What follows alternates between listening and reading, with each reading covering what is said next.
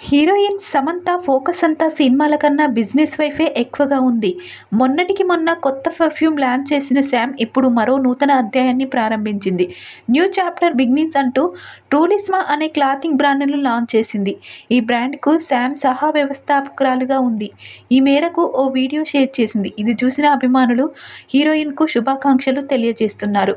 సమంత యాక్టింగ్కే కాదు లుక్స్కు కూడా చాలా మంది ఫిదా అవుతున్నారు.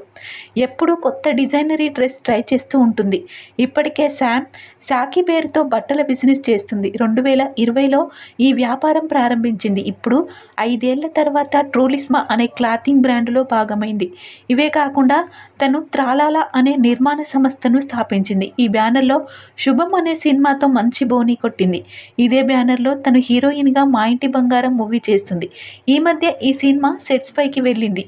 ఏది ఏమైనా శామ్ ఎన్ని సమస్యలు వచ్చినా కూడా, ఎంత వ్యక్తిగత ప్రాబ్లమ్స్ వచ్చినా కూడా అన్నింటినీ తట్టుకొని ఒక అడుగు వెనుక ఒక అడుగు ముందుకు వేయడం మాత్రం ఎంతో సంతోషకరంగా ఉంది.